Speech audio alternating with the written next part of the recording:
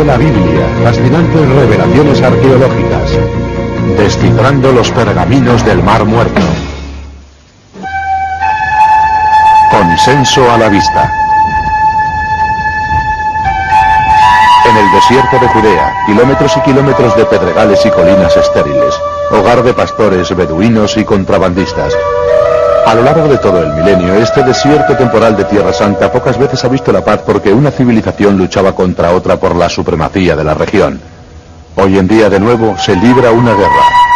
No entre dos ejércitos, sino entre los expertos a causa de sus opiniones y teorías. En la actualidad, la batalla se centra en dos aspectos de la verdad con respecto a un conjunto de textos antiguos: los manuscritos del Mar Muerto. Fue a comienzos de la primavera de 1947. Un solitario pastor beduino conducía sus rebaños cuando divisó una oquedad a un lado de la colina. Soñando siempre con un tesoro enterrado, Muhammad, el Hamed apodado el Lobo, lanzó una piedra. Quedó sorprendido al escuchar el ruido producido por un objeto de barro al romperse. Muhammad se adentró en la cueva. Una vez que sus ojos se acostumbraron a la oscuridad, vio que había varias vasijas intactas colocadas contra la pared. Cogió parte de su contenido y salió al exterior corriendo. Pero quedó totalmente desilusionado al comprobar que solo se trataba de unos rollos de cuero raído. Maldiciendo su suerte y haciendo con su camisa un atillo para todos ellos, se dirigió rápidamente hacia Belén. Allí contó lo sucedido a un zapatero del lugar, que era al mismo tiempo un anticuario, Khalil Eskander Sain, más conocido como Kando. Existe una leyenda que cuenta que el beduino quiso utilizar los rollos para reparar sus sandalias. Quiso hacer unas correas con el cuero. Kando, que era un profesional, le dijo que no merecía la pena. Los rollos eran muy frágiles y de ellos no saldrían tiras que merecieran la pena. Muhammad volvió a la cueva de nuevo para registrarla a fondo, mientras Kando se fue a Jerusalén. Allí, en el monasterio de San Marcos, Orxa, Siria, Mara Atanasio Samuel. Kando envió aquellos textos por medio de una persona, su criado, de nombre Jorge, al obispo. Pero el obispo que lo recibió era un monje. No era el obispo. Mar Samuel esperaba que los manuscritos fueran textos cristianos primitivos, pero a medida que transcurrían los meses allá donde fuera, era recibido con escepticismo, sospechas, incluso en la prestigiosa escuela bíblica y arqueológica francesa. Los trajo a la escuela bíblica y fueron examinados por el padre Van der Pluyen y el padre Marmagen. Ambos reconocieron que se trataba de textos bíblicos. Fueron identificados como los textos de Habacuc e Isaías, pero pensaron que no era posible que unos manuscritos sobrevivieran 2000 años. Por lo tanto, los desecharon como falsificaciones. Mientras tanto, Muhammad volvió de la cueva con más manuscritos. Los vendió a un tendero de Belén por la bonita suma de 7 libras palestinas. Desde Belén, una muestra de los manuscritos se fue abriendo paso a través de una cadena de tratantes hasta llegar a Jerusalén. En el invierno de 1947, las Naciones Unidas estaban a punto de tomar la decisión sobre la división de Palestina. Como los viajes a Jerusalén cada vez eran más peligrosos, la ciudad fue dividida en dos zonas, la árabe y la judía. El movimiento de personas era controlado por medio de pases militares y alambres con espinos. En el lado judío de Jerusalén, Elazar Sukenik, profesor de arqueología de la Universidad Hebrea, recibió una urgente llamada telefónica de un amigo. Un anticuario armenio de la parte vieja de la ciudad insistió en que debían verse inmediatamente. Sin pase, Sukenik no podía llegar a la parte árabe de la ciudad.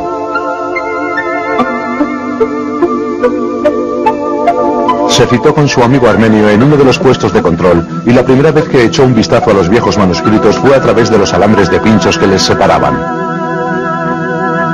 Aquella pequeña tira de pergamino le produjo un escalofrío. Inmediatamente Sukenik supo que aquello debía proceder de un manuscrito original más antiguo que cualquier otro manuscrito hebreo conocido hasta entonces. Para adquirirlo, así se lo dijeron, tendría que ir a Belén. Aunque no quedaba lejos en autobús, un viaje a Belén era algo impensable. Estaba justo en lo más profundo del territorio árabe hostil, y se esperaban revueltas sangrientas en cualquier momento. Aquella noche, con alto grado de tensión en su casa, Yigal Yadin, el hijo de Sukenik, escuchó atónito el relato de su padre. Como oficial de operaciones del joven ejército israelí, Yadin conocía mejor que nadie el estado de la situación.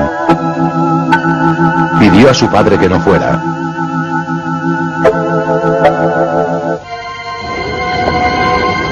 A la mañana siguiente, el 29 de noviembre de 1947, Sukenik, vestido de obrero árabe, tomó el autobús que se dirigía a Belén. A pesar del peligro, llevó a cabo la transacción y volvió no solo con uno, sino con 3 manuscritos antiguos envueltos en papel de periódico. Mientras el autobús entraba en Jerusalén, las Naciones Unidas votaron a favor de un Estado judío y se iniciaron las tan temidas revueltas.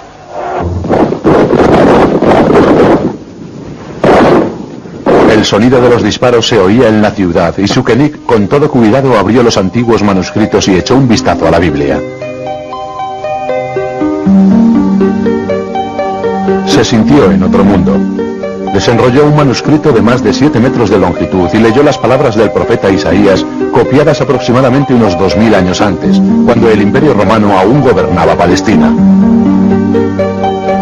Después, abrió un extraño texto que mencionaba una guerra apocalíptica de unos 40 años de duración, en la que finalmente los hijos de la luz destruyen el poder de los hijos de la oscuridad.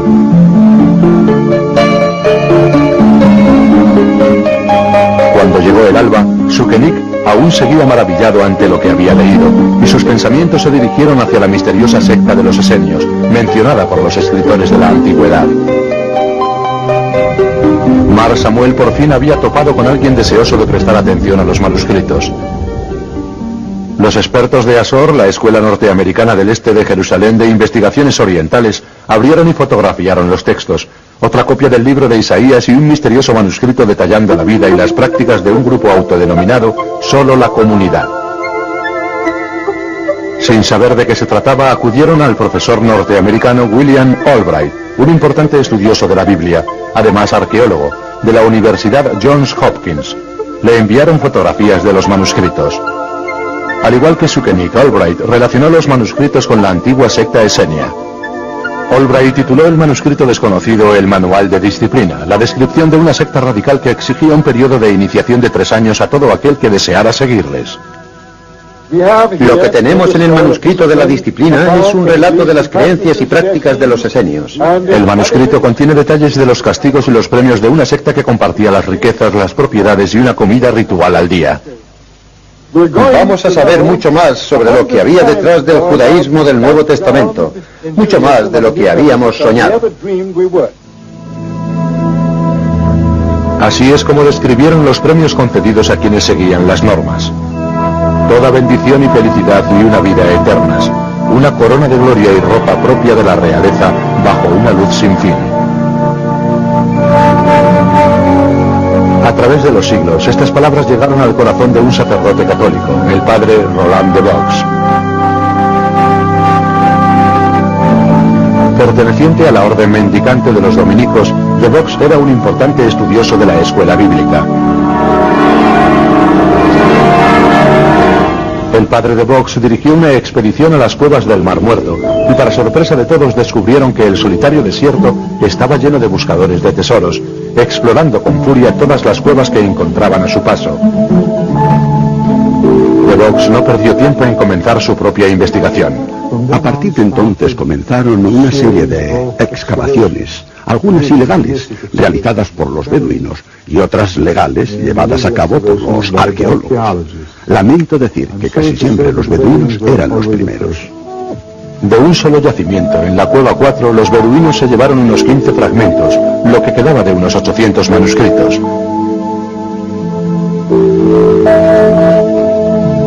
En un principio, las autoridades pagaban por cada fragmento como si se tratara de un solo hallazgo, y se cree que los beduinos trocearon gran parte de los pergaminos con objeto de aumentar sus ingresos. Los fragmentos inundaron el Museo Rockefeller del este de Jerusalén. Muchos de ellos aún están bajo las bóvedas guardados en las cajas en las que los traían los beduinos.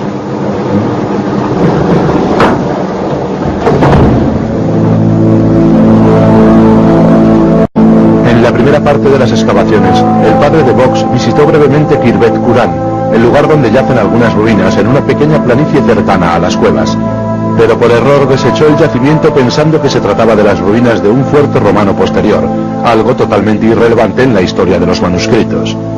Mientras los estudiosos de todo el mundo comenzaron a estudiar los textos publicados, surgieron las palabras del geógrafo romano del siglo I, Plinio el Viejo. En la costa occidental del Mar Muerto viven los esenios, un pueblo solitario, el más extraordinario del mundo. Viven sin mujeres, sin amor y sin dinero, y solo tienen palmeras por compañía.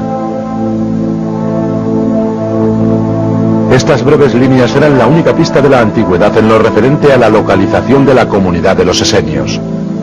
Dicha descripción condujo de nuevo a de Vox a las ruinas de Khirbet Qur'an, esta vez para emprender una excavación. Casi inmediatamente halló unas vasijas de manuscritos idénticas a las que habían sido halladas en las cuevas. Esta es una de las vasijas descubiertas por el padre de Vox, realizada específicamente para guardar los manuscritos del Mar Muerto. Se puede apreciar, por ejemplo, cómo tiene la misma largura. Los del Mar Muerto estaban envueltos en tela y luego metidos en estas vasijas especiales. Disponen de una tapa para su cierre. De esta manera quedaron almacenados durante 2000 años.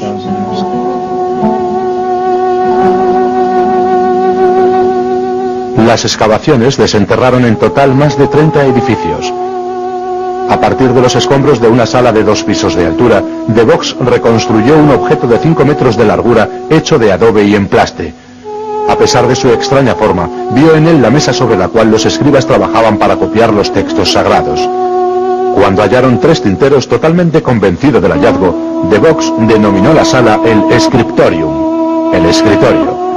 La identificación de la sala selló de manera efectiva la conexión entre las cuevas y las ruinas, y el descubrimiento marcó comprensiblemente uno de los puntos álgidos de la excavación. Un par de tinteros no forman un escritorio de manuscritos. No hacen que una sala sea el lugar donde se copian los libros. Pero cuando descubres que la tinta de los tinteros coincide con la tinta utilizada en los manuscritos, entonces sí sería el lugar donde se llevaba a cabo la copia de algunos libros. Esperamos que los judíos que se dedicaban al estudio de la ley tendrían necesidad de tener copias de esa ley, y desde luego, en el desierto tenían todo el tiempo del mundo para hacer las copias ellos mismos. En lo que para muchos aún parece una lógica conexión, de Vox identificó la secta esenia denominada por los escritores de la antigüedad como la comunidad que vivía en el asentamiento de Qur'an. Allí, afirma de Vox, se dedicaban a componer y copiar los manuscritos que poco más tarde ocultaron en las cuevas de las proximidades. Con el descubrimiento de los manuscritos del Mar Muerto, no solo tenemos los escritos de los propios esenios, hechos para sus adeptos, los iniciados, que ofrecen los detalles de cómo se convertían en miembros de la comunidad y lo que esperaban, y qué ocurría si alguien rompía las normas. Al comparar los textos de los manuscritos, los escritos de la antigüedad y los resultados de las excavaciones, de Vox desarrolló un cuadro de la vida de los esenios en Qur'an que bajo muchos aspectos era un reflejo de la vida monástica que apareció años más tarde en el cristianismo. Solitarios y célibes, vivían en una estructura jerarquizada controlados por los sacerdotes. Eran muy disciplinadas y rechazaban el mundo exterior. Compartían la ropa, participaban en las inmersiones rituales y además compartían una comida comunal. Todo ello hizo pensar que Qur'an era un monasterio cuyos miembros libraban una batalla exclusivamente espiritual contra el mal. Durante décadas, dicha interpretación, conocida como el punto de vista del consenso, quedó almacenada en los estudios bíblicos. Una de las ideas con las que se asocia a Vox es que Qur'an es una comunidad monástica. Él mismo es sacerdote, perteneciente a una orden religiosa. Y obviamente pensar que aquello era un monasterio fue el paralelismo ideal que daba sentido a la vida de los esenios. Durante siglos el ideal monástico ha sido considerado en la vida cristiana una de las maneras de alcanzar la perfección. Si Qur'an hubiese sido una orden monástica, podría haberse parecido a esos monjes ortodoxos griegos que comparten una existencia comunal dedicando toda su vida a la oración. Parece que el cristianismo, especialmente el de San Pablo y el de San Juan Evangelista, debe mucho a los autores de los manuscritos, que muy bien pudieron ser los esenios.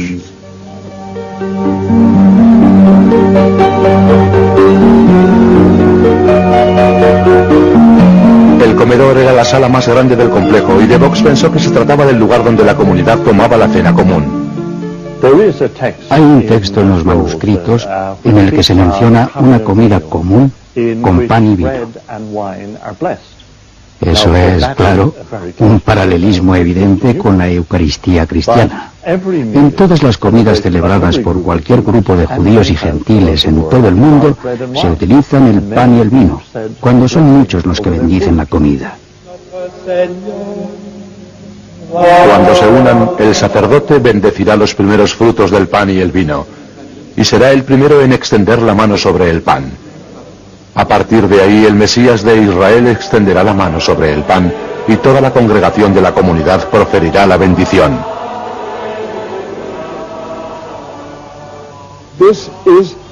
Eso es una copia exacta de la última cena. Y la Eucaristía aparece después en los evangelistas. El pan que coméis es mi cuerpo, el vino que bebéis, mi sangre. Las llamativas similitudes con el cristianismo estaban causando una revolución no solo en los estudios bíblicos, sino en el mundo académico. La ciencia y la imaginación popular daban pie a toda clase de especulaciones, incluso a la afirmación de que el propio Jesús fue esenio.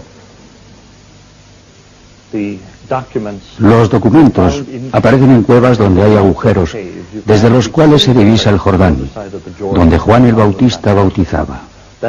Todo el mundo asumió que tuvo que haber algún tipo de contacto. Se cree que Juan estuvo en Qurán y fue quien introdujo las ideas esenias en el cristianismo. Mientras DeVox seguía completando su cuadro de Qurán, el profesor Sukenik falleció y su hijo Joag el-Yadin retomó el trabajo que su padre había emprendido.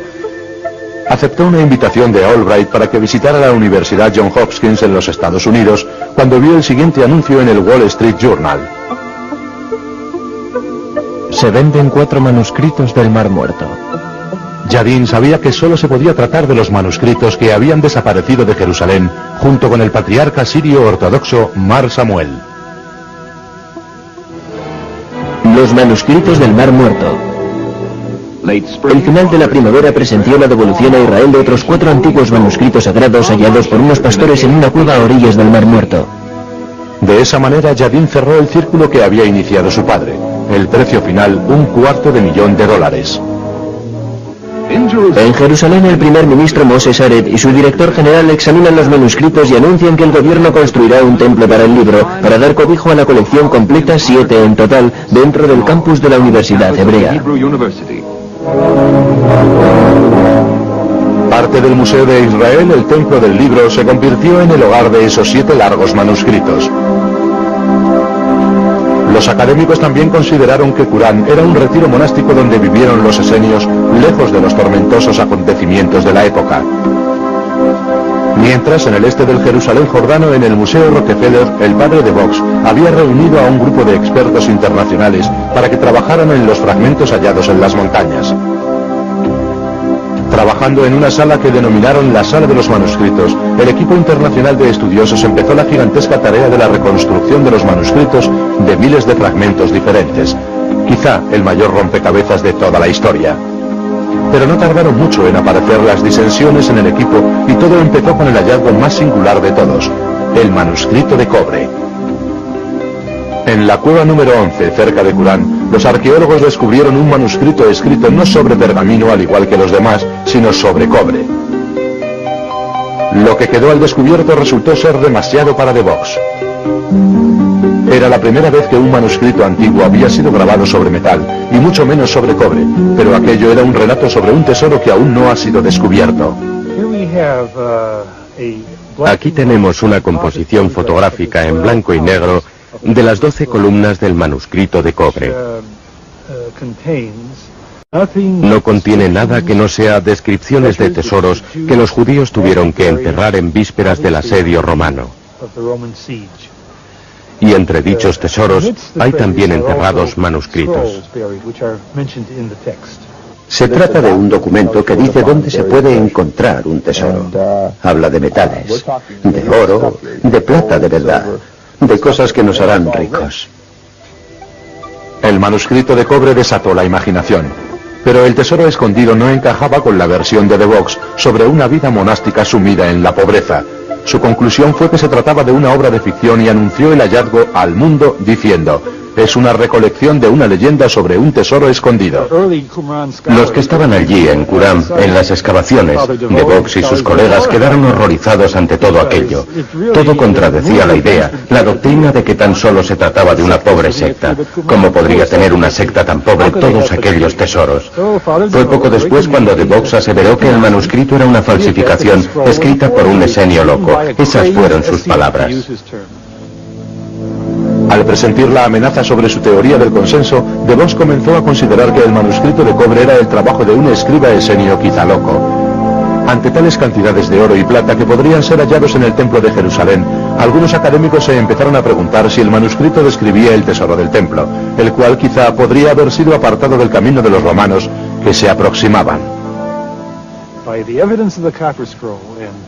Teniendo en cuenta las pruebas que existen en los propios manuscritos, los de la fortaleza de Masada son los manuscritos que procedían de la biblioteca de Jerusalén y que tuvieron que ser escondidos como tuvieron que serlo los tesoros del templo.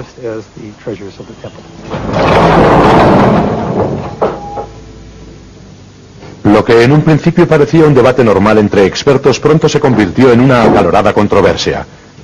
Pero se estaba gestando un escándalo incluso mayor. Tenía que ver con el creciente número de expertos a los que se negó el permiso de ver los numerosos manuscritos que ni siquiera habían sido publicados. Todo el mundo esperaba que los fragmentos de los manuscritos fueran hechos públicos, pero se convirtieron en algo de dominio exclusivo que se autoproclamó editor de los textos y durante décadas negó el acceso a sus colegas expertos. Algunos vieron en todo aquello una conspiración liderada por el Vaticano. El equipo inicial estaba formado sobre todo por católicos, sacerdotes, abates, etc. La escuela bíblica, que forma parte de la Orden de los Dominicos, depende directamente de la Comisión Pontificia Bíblica del Vaticano, un grupo de cardenales y consultores encargados de controlar la corrección política de los académicos católicos. En 1955, el padre DeVox se convirtió en uno de los consultores de dicha comisión. Eso hizo que muchos dudaran aún más de la imparcialidad del equipo internacional, que levantó sospechas de llevar a cabo una conspiración católica que intentaba hacer desaparecer material que hablaba de Jesús. Era un cristianismo antes del cristianismo. Aún quedan teorías de que existe cierta información secreta sobre Jesús y los apóstoles. Sobre todo había un interés muy particular en lo que podría ser una teoría muy válida sobre la conexión existente entre Juan el Bautista y los esenios. Tras años de una lucha feroz entre dicho equipo y la comunidad internacional de académicos, los manuscritos por fin fueron sacados a la luz. Ahora que todas las fotografías están disponibles, sería bueno examinarlas para bien y para mal, volver hacia atrás e investigar sobre el consenso. Pero más que clarificar los aspectos concernientes a los manuscritos, su publicación trajo consigo una nueva oleada de dudas y desacuerdos. ¿Fueron los que vivían allí quienes escribieron los manuscritos o eran textos de la biblioteca del Templo de Jerusalén, escondidos mientras los romanos proseguían en su avance con ánimo de destruir la ciudad? ¿Fueron los habitantes de Qumran escribas monásticos pacíficos o formaron parte de la resistencia militante que estaba a punto de alzarse en rebelión contra Roma? Algunos señalan los manuscritos sectarios descubiertos en la cercana fortaleza de Masada para apoyar este argumento, además de la posible finalidad militar de la torre vigía de Qumran. Pero sobre todo llama la atención que los manuscritos no mencionan ni una sola vez la palabra esenio. Aquellos que se oponen a la teoría del consenso destacan un hecho muy simple: la falta de pruebas arqueológicas que vincula a los esenios con los manuscritos, o a los manuscritos con la comunidad de Qumran.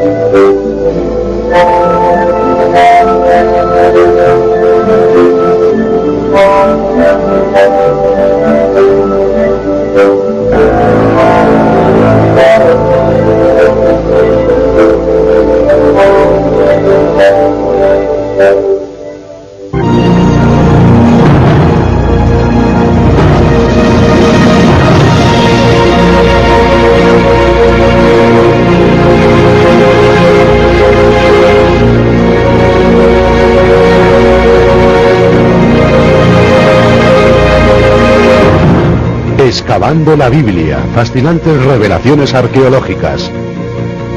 Descifrando los manuscritos del Mar Muerto. Fuera de consenso.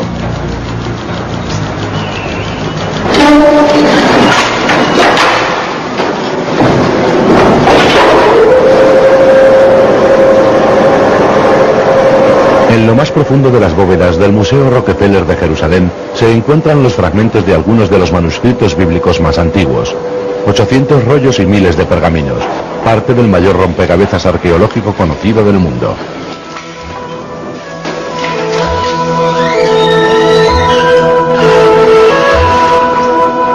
Cuando fueron descubiertos en 1947, los manuscritos del Mar Muerto fueron tildados del mayor hallazgo arqueológico del mundo. Décadas más tarde pasaban a ser el mayor desecho arqueológico. Disputas y desacuerdos rodean todos los aspectos de sus orígenes.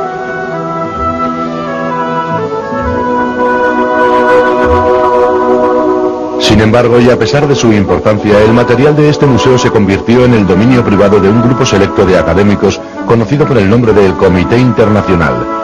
Un grupo de 8 estudiosos, en su mayoría sacerdotes católicos, que se hicieron con el monopolio de la publicación de gran cantidad de material. En noviembre de 1966, el gobierno jordano nacionalizó el Museo Rockefeller y los manuscritos del Mar Muerto pasaron a ser propiedad jordana. Dicha ley tendría sus repercusiones una vez que el museo pasó a manos israelitas.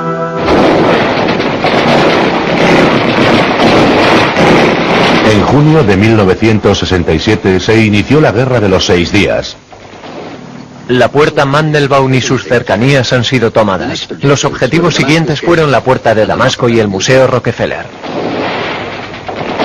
Al segundo día del inicio de la guerra, los paracaidistas israelíes lucharon en una sangrienta batalla con el fin de apoderarse del Museo Rockefeller, utilizado por el ejército jordano dada su privilegiada posición estratégica.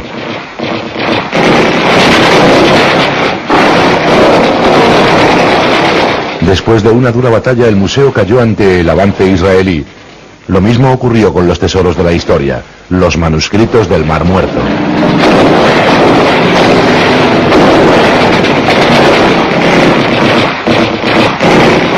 En pleno fragor bélico, el arqueólogo israelí Yigal Yadin consiguió un jeep y una escolta del ejército y se dirigió en coche hacia Belén. Durante años había sospechado que otro de los pergaminos estaba aún en manos de Kando, un experto en antigüedades que había conseguido los primeros rollos de los beduinos. Kando, a quien vemos en esta secuencia en su casa de Belén, lo niega, pero enfrentado a Yadin y a una tropa de soldados israelíes fuertemente armados, retiró las baldosas de la cocina de su casa y entregó a Yadin una caja de zapatos que contenía el rollo más largo. Con casi 8 metros y medio de largura, era el 8º manuscrito más grande jamás hallado. En total, los manuscritos del Mar Muerto proporcionan casi un conjunto completo de los libros de la Biblia y de los textos de una secta anteriormente desconocida, jamás antes autodenominados esenios, pero que ciertamente compartía el fervor mesiánico muy extendido en una Palestina por entonces dominada por los romanos. John Strucknell, antiguo director jefe del equipo internacional, es un converso católico muy destacado. Sus duras observaciones antisemitas fueron la causa de su relevo en su cargo. Strucknell sigue lo que se denomina el punto de vista consensuado que considera los manuscritos del Mar Muerto el trabajo de una secta judía, los esenios. Los que se adhieren a dicha opinión creen que los esenios vivían pacíficamente en una comunidad en Qurán. Este es uno de los yacimientos arqueológicos más interesantes de Palestina. Es el primer yacimiento donde podemos ver el trasfondo económico sobre el que fueron elaborados los manuscritos. Tenemos la panadería esenia, su cerámica y todo lo demás. Un arqueólogo francés, el padre Roland de Vaux, fue el primero en excavar las cuevas del Mar Muerto y el asentamiento cercano de Qurán. De Vaux, un monje católico, relacionó cómodamente ambos en una teoría que consideraba que Qurán era un asentamiento monástico, el lugar de los pacíficos esenios que se dedicaban a escribir manuscritos alejados de los acontecimientos tumultuosos de la época. Después de hallar en esta sala 3 tinteros, de Vaux estaba convencido de que había descubierto el scriptorium, el lugar donde los esenios copiaban los manuscritos. Durante muchos años el poder académico marginó a todo estudioso que se atreviera a proponer alguna idea en contra del punto de vista aceptado por el consenso. Cualquiera que viviera aquí tuvo que implicarse en algún tipo de correspondencia escrita. No podían estar tan aislados y apartados del mundo. 2 o 3 tinteros no demuestran de ninguna manera que se trata de un escritorio. El profesor Norman Golbe de la Universidad de Chicago es uno de aquellos cabecillas que se oponen al punto de vista del consenso. Es el autor de un importante libro de análisis titulado ¿Quién escribió los manuscritos del Mar Muerto?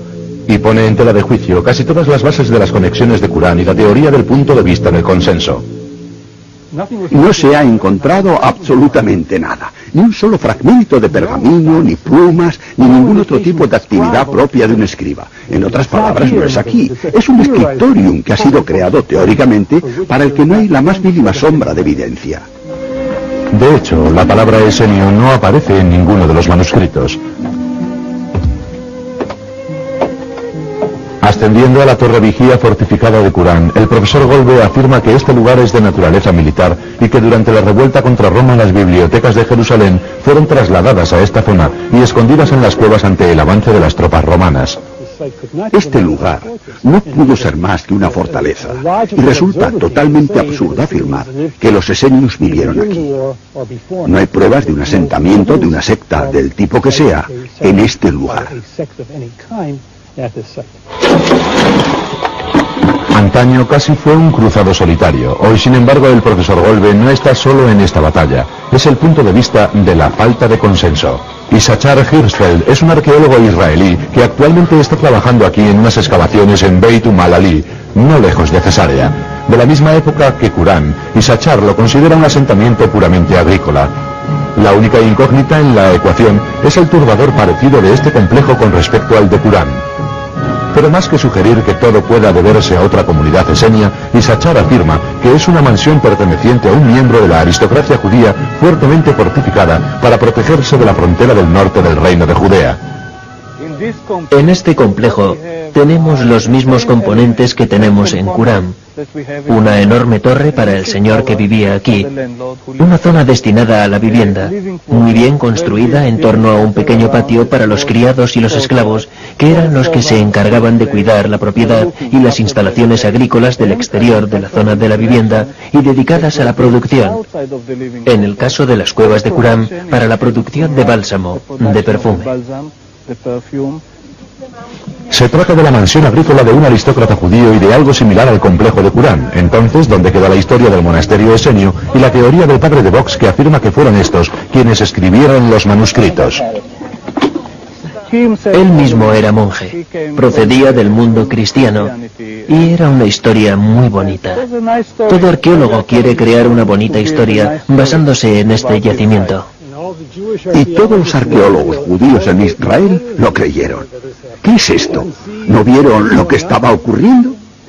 Quizás tuvo algo que ver con el romanticismo del desierto o algo parecido. La historia era tan bonita que resultaba fácil de creer. En realidad la historia de The Box había empezado a resultar incómoda mucho antes, cuando las excavaciones en las cuevas dejaron al descubierto el hallazgo más extraño de todos. En la cueva 11, no muy lejos de Qurán, el equipo de The Box había desenterrado un rollo, pero no un pergamino igual que todos los demás. Las palabras de dicho texto habían sido grabadas a golpe de martillo sobre láminas de cobre. Ante la sorpresa de todos, ofrecían una lista de tesoros que habían sido enterrados y un mapa que indicaba dónde se podían conseguir un total de 70 toneladas de oro y plata, pero el texto estaba escrito en forma de adivinanza y tampoco se hacía referencia a los orígenes de dicho tesoro.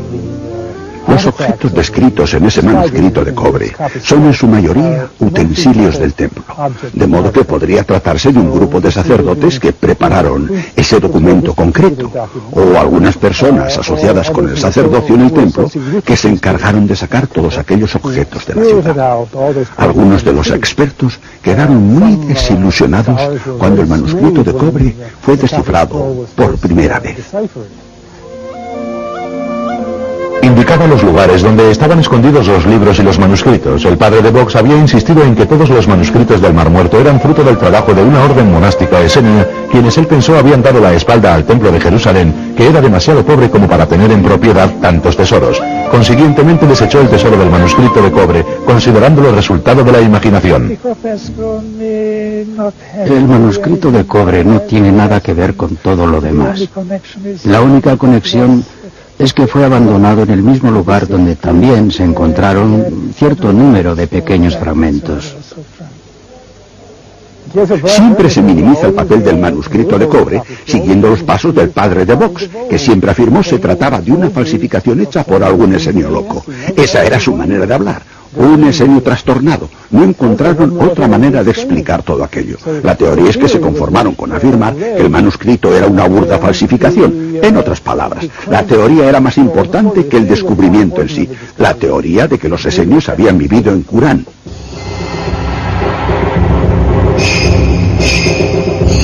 Hoy día muchos estudiosos creen que el manuscrito de cobre es auténtico y que contiene una lista de tesoros reales. La mayoría de ellos está de acuerdo en que el único lugar que contenía una fortuna tan fabulosa en la antigua Palestina era el Templo de Jerusalén. Desgraciadamente, si los tesoros existen aún, 2000 años después, toda clase de cazadores de tesoros no han bastado para saquearlos, y los expertos tampoco lo han logrado. Quizás sea debido a que los nombres de los lugares donde se hallan escondidos están codificados.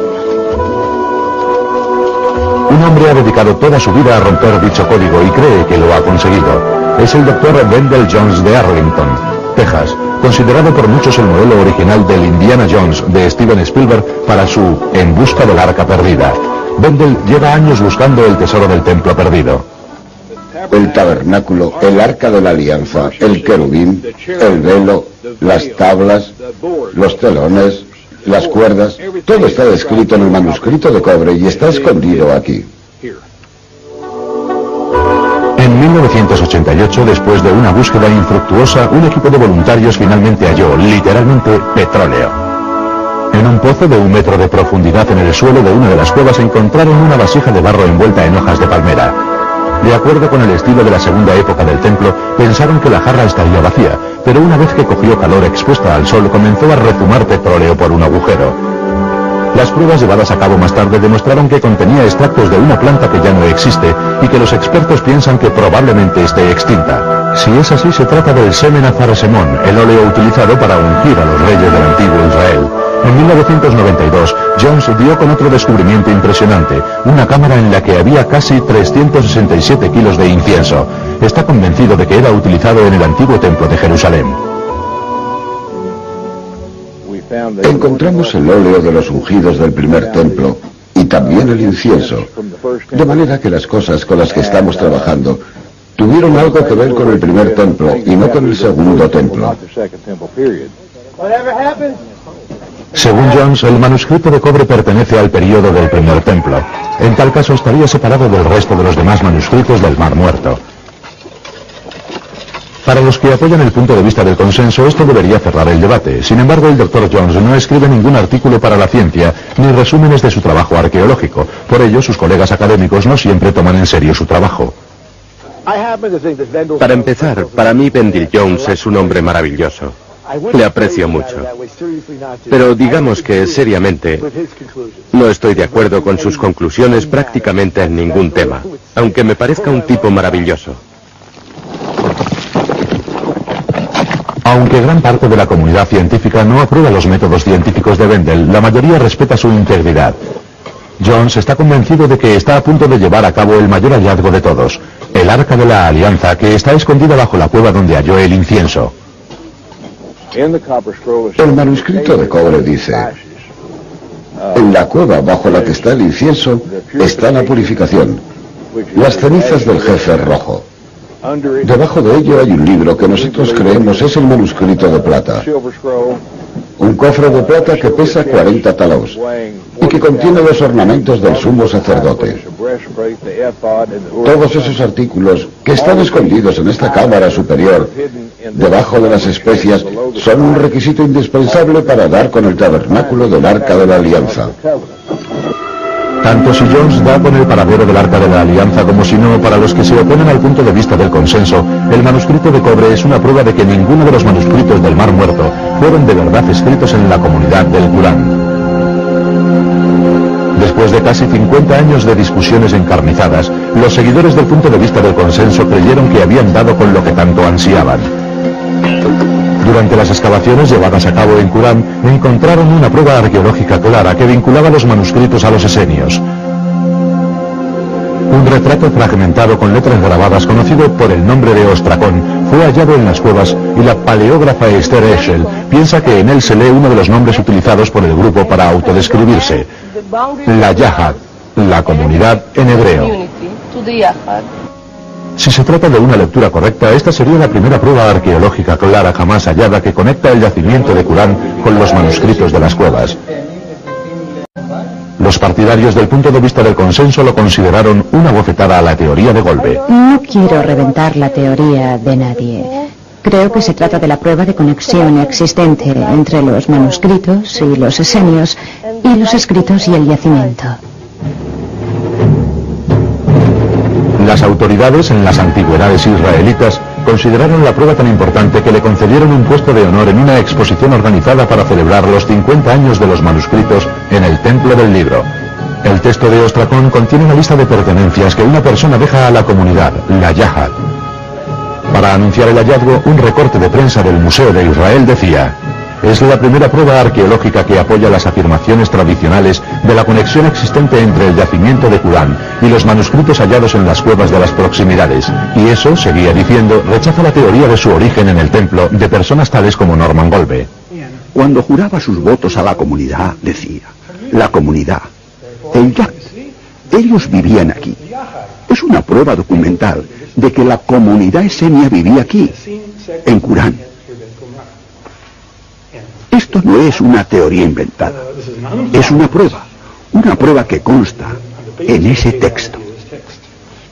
El profesor Golbe hizo referencia a la integridad profesional de Eschel. Acusó a las autoridades de desviar las pruebas y mantiene que la palabra Yahad no aparece en el Ostracón. Y cuando juraba sus votos a la comunidad, al Yahad... ¿Dónde está la palabra Yahad? Aquí pone Yahad, en el borde de la primera parte del Ostracón. ¿Pero no está roto por aquí? Desgraciadamente está roto. Deseamos, sobre todo, hallar el documento completo.